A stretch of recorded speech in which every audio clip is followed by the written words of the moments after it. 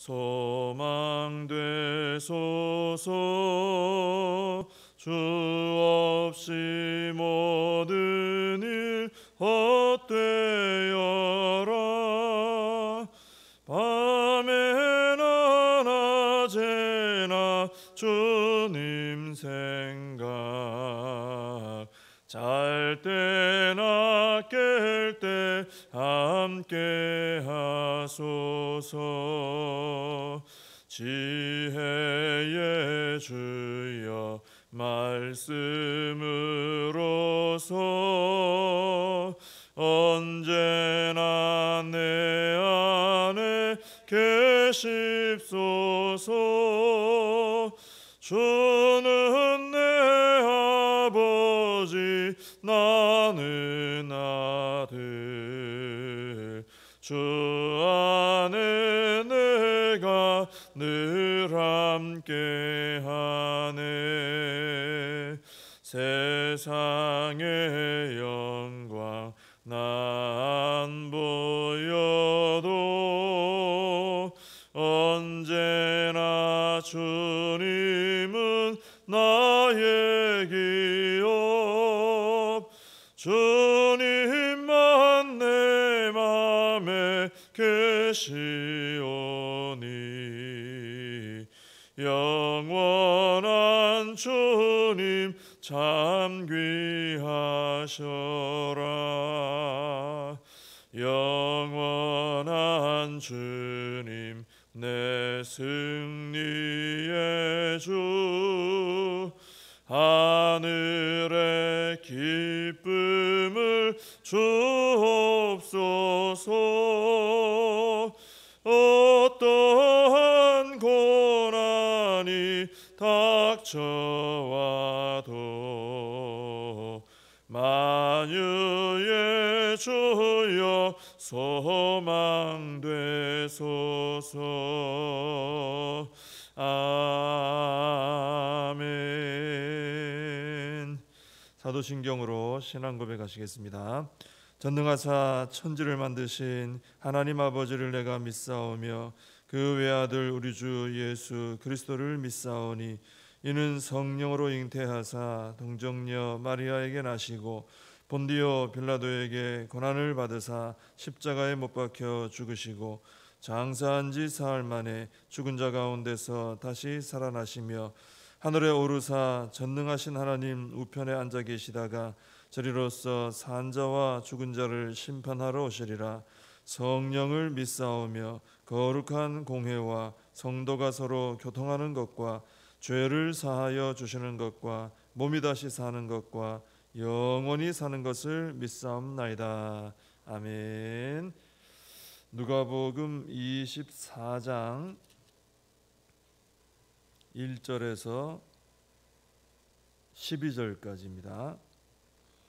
누가복음 24장 1절에서 12절까지 말씀 봉독해 드리겠습니다. 안식 후 첫날 새벽에 이 여자들이 그 준비한 향품을 가지고 무덤에 가서 돌이 무덤에서 굴려 옮겨진 것을 보고 들어가니 주 예수의 시체가 보이지 아니하더라. 이로 인하여 근심할 때에 문득 찬란한 옷을 입은 두 사람이 곁에 섰는지라. 여자들이 두려워 얼굴을 땅에 대니 두 사람이 이르되 어찌하여 살아있는 자를 죽은 자 가운데서 찾느냐. 여기 계시지 않고 살아나셨느니라. 갈릴리에 계실 때에 너희에게 어떻게 말씀하셨는지를 기억하라. 이르시기를 인자가 죄인의 손에 넘겨져 십자가에 못 박히고 제3일에 다시 살아나야 하리라 하셨느니라 한데, 그들이 예수의 말씀을 기억하고 무덤에서 돌아가 이 모든 것을 11사도와 다른 모든 이에게 알리니, 이 여자들은 막달라 마리아와 요한나와 야고보의 모친 마리아라. 또 그들과 함께한 다른 여자들도 이것을 사도들에게 알리니라. 사도들은 그들의 말이 허탄한 듯이 들려 믿지 아니하나 베드로는 일어나 무덤에 달려가서 구부려 들여다보니 세마포만 보이는지라. 그 된 일을 놀랍게 여기며 집으로 돌아가니라. 아멘. 이제 예수님께서 장사되신 후에 이제 안식 후 첫날 새벽이 되었습니다. 그런데 이 새벽에 분주히 움직이는 사람들이 있었죠. 바로 그 아리마대 요셉이 예수님의 그 시신을 장사 지낼 때 따라갔던 사람들, 여인들 가서 무덤의 위치도 봐놓고 또 예수님의 시신의 상태도 지켜보고 했던 그 여인들이 이 새벽에 막 움직이고 준비를 합니다. 어떤 준비를 했냐면은 향품과 향유를 미리 준비해 놓았다가 이제 안식일이 지나고 움직일 수 있는 때가 되니까 서둘러서 이제 예수님 무덤에 가서 향품을 발라드리려고 했던 거죠. 이제 이것은 유대인들의 관습입니다. 늘 이제 전통적으로 그렇게 향품을 시신에 발라드리는 이런 관습이 있습니다. 그런데 이 일은 여인들 몇 사람이 이렇게 준비해서 간다고 해결될 일은 아니었습니다. 왜냐하면 우리가 아는 것처럼 예수님 무덤은 임봉돼 있었고 큰 돌로 막혀 있고 또 임봉도 돼 있었고 또 경비병들도 지키고 서 있었기 때문입니다. 그리고 이때 당시에는 제자들도 다 이렇게 숨어 버렸어요. 왜냐하면 예수님 따르던 사람들한테는 굉장히 두려운 상황이기 때문에 이때 잡히면 이제 같은 그룹으로 이제 그렇게 인식이 되기 때문에 다들 숨어 있고 나서기가 참 어려운 상황이었습니다. 그래서 대부분의 사람들은 이 정도의 상황이 되면은 다들 그렇게 생각하겠죠. 가봤자 안 될 거다. 아무리 가봤자 준비해서 가봤자 헛발걸음 할 것이다. 잘못하면 잡힐 수도 있다. 그러니까 안전할 때까지는 좀 숨어서 지내자. 이제 그런 얘기를 할 법한 그런 상황입니다. 그런데도 이 여인들은 참 이렇게 불가능한 상황이고 참 두려운 그런 상황인데도 향품을 준비를 미리 했고 또 새벽에 일어나서 출발도 했어요. 남들은 뭐 할 필요 없다고 했겠죠. 근데 다 사놓고 갈 필요 없다 그런데도 출발을 해서 가는 것입니다. 무엇이 이렇게 이 여인들을 이렇게 불가능한데도 움직이게 만들고 또 두려운데도 이렇게 움직이게 만들었는가? 항상 이 불가능이라든지 두려움을 이기게 하는 것은 사랑입니다. 그래서 이 여인들이 예수님을 그만큼 사랑했기 때문이죠. 그래서 불가능한데도 두려운데도 극복을 하고 움직이는 것이죠. 사랑한다는 것은 그만큼 주님에게 받은 은혜가 크기 때문입니다. 내가 주님에게 받은 은혜가 클수록 그건 뭐 무조건 주님의 은혜는 큽니다. 근데 내가 가지고 있는 간직하고 있는 그 은혜의 크기가 커야 되는 거죠. 그게 클수록 예수님 사랑하는 마음도 커지고 불가능하다 그래도 하게 되고 또 두렵다 해도 또 극복하고 이제 하게 되는 것이죠. 그래서 이 여인들의 이런 모습을 보면서 나는 주님의 그 은혜를 얼마나 내게 크게 간직하고 있는가. 그 주님이 주신 은혜는 다 똑같잖아요. 근데 그 은혜를 내가 얼마나 지금 살아있는 은혜로 뜨거운 은혜로 큰 은혜로 내가 간직하고 있는가. 그게 그렇게 간직이 잘 되고 있으면은 주님을 향한 사랑도 아주 뜨겁게 이제 행동으로 삶으로 나가게 되겠죠. 그렇게 되면 신앙생활하는 것 막 불가능해지는 어려운 상황이 오고 또 예수님 믿는 것에 대해서 두려움을 주는 그런 핍박 상황이 오고 해도 그래도 돌아가는 신앙이 되는 것이죠. 근데 우리가 은혜를 좀 잃어버리고 은혜가 식어지고 그래서 주님을 향한 사랑이 좀 식어지고 그러면은 좀 조금이라도 불가능해지고 조금이라도 좀 두려운 상황이 생기면 멈춰버리는 신앙이 되어버리는 것입니다.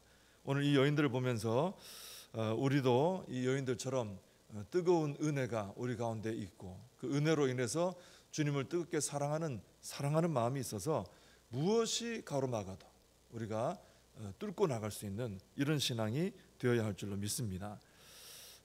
이 제자들이나 이 여인들이 보기에 예수님은 분명히 십자가에서 못 박혀 죽으시고 장사되셨습니다. 눈앞에서 그게 벌어졌으니까요. 너무 확실한 거죠. 예수님 돌아가신 거는 너무나 확실합니다. 사실 그래서 제자들도 다 도망간 겁니다. 근데 이 여인들은 주님을 떠나지 않고 다시 주님을 모신 무덤을 찾아갔어요. 다 떠나갔어요. 지금 떠나가고 숨고 이런 상황인데 이 여인들은 주님이 장사 지내되어 있는 그 무덤으로 또 가는 거예요. 그러니까 정말 은혜 받고 주님을 사랑하는 사람은 이 여인들을 볼 때 이렇게 주님을 떠나지를 못하는구나 하는 것을 알게 되는 것입니다. 사랑하는 사람 곁을 떠나질 않는 것이죠. 그래서 정말 우리가 주님을 사랑한다 그러면은 우리 형편이 어떻든지, 우리가 실패했든지 뭐 병들었든지 문제가 생겼든지 앞날이 막막하든지 뭐 또 잘 되든지 잘 못 되든지 어떤 상황 가운데 있어도 정말 주님을 사랑하는 은혜 받은 사람은 주님을 떠나지 않고 오히려 더 열심히 주님을 찾아가게 된다라는 것입니다. 우리의 신앙이 이 여인들처럼 어떤 상황에서도 계속해서 주님 가까이 나아가는 그런 신앙이 되어야 할 줄로 믿습니다. 자, 이 여인들이 무덤에 갔을 때가 이제 문제겠죠. 이제 용기를 내서 갔는데 돌이 무덤에서 굴려서 옮겨져 있었습니다. 그리고 예수님의 시체는 보이지를 않았어요. 이미 부활하신 거죠. 그래서 근데 이 여인들은 부활은 생각 못했어요. 아직까지는 부활하셨다 이렇게 생각은 하지 않고 뭐 누가 훔쳐갔나 뭐 어떻게든 이렇게 생각하고 있었죠. 근심을 하고 있는데 찬란한 옷을 입은 두 사람이 천사죠. 여인들에게 어찌하여 살아있는 자를 죽은 자 가운데서 찾느냐, 그러면서 여기 계시지 않고 살아나셨느니라. 돌아가셨으면 무덤에 계시지만 살아나셨는데 왜 무덤에 계시느냐, 살아나셨다, 여기 안 계신다, 이 말씀이죠. 그러면서 이제 예수님께서 살아계셨을 때 십자가에 달리시기 전에 갈릴리에서 하셨던 말씀을 떠올리게 해줬습니다. 무슨 말씀입니까? 인자가 죄인의 손에 넘겨져 십자가에 못 박히고 제3일에 다시 살아나야 하리라.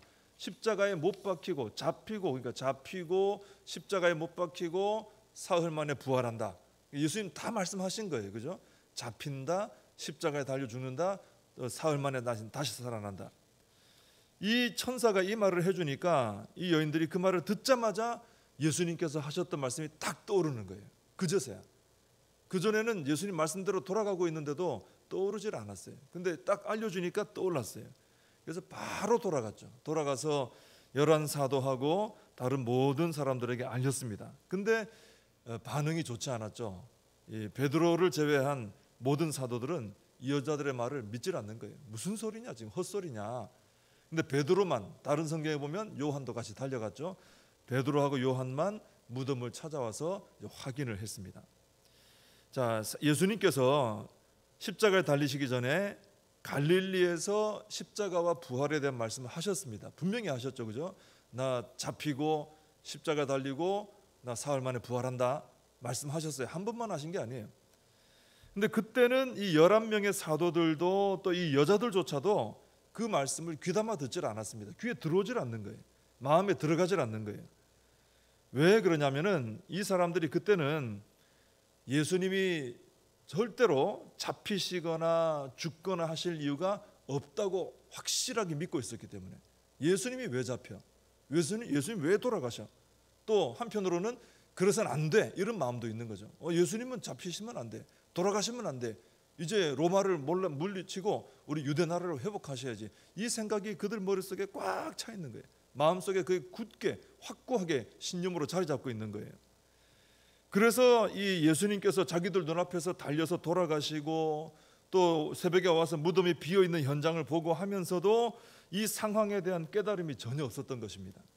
주님이 하신 말씀 그때 잘 제대로 못 들어서 그래요. 마음에 담지도 못하고 자기들이 굳게 생각하는 게 꽉 차 있으니까 들어가질 않는 거죠. 그렇기 때문에 말씀대로 다 돌아가고 있는 거예요. 지금 예수님 말씀을 다 하셨고 그 말씀대로 돌아가는데도 그 상황을 보고도 전혀 깨닫질 못하는 것입니다. 자, 이렇게 하나님의 말씀 앞에서 우리의 생각이 굳어질수록, 내 생각이 우선되고 내 생각이 너무 확고하고 할수록 우리는 하나님 말씀을 들려주셔도 바르게 듣지도 못하고 또 들었는데도 온전히 깨닫질 못하게 됩니다. 내 생각이 너무 확고하면 그래요. 내 마음에 다른 게 꽉 차 있으면 그렇다는 거죠. 그래서 우리가 하나님 말씀을 대할 때는 항상 취해야 되는 태도가 뭐냐 하면은 내 생각을 좀 내려놔야 된다는 것이죠. 내 굳어진 생각을 깨뜨려야 된다는 것입니다. 우리는 누구나 그렇습니다. 자기 생각에 굉장히 강하게 사로잡혀서 살아가는 경향이 있습니다. 그래서 하나님의 말씀조차도 내 생각의 틀을 깨뜨리지 못하고 그 생각의 틀 안에서만 생각하고 받아들이는 경향이 있습니다. 근데 그렇게 하면은 진리의 말씀이 들려오지도 않고요. 바르게 말씀하셨는데도 들려오지 않고 내 마음 안에 들어와 역사도 할 수 없게 되는 것입니다.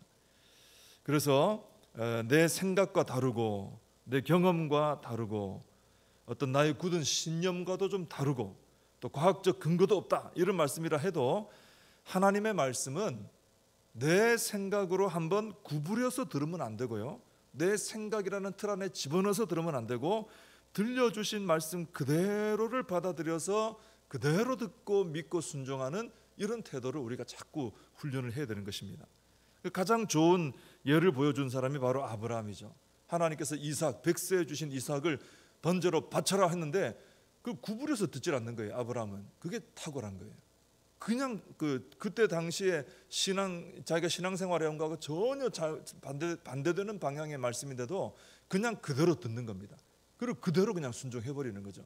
이게 아브라함의 참 하나님 주신 은혜라고 할 수 있습니다. 자기 마음의 생각으로 경험으로 구부르질 않는 거죠, 말씀을.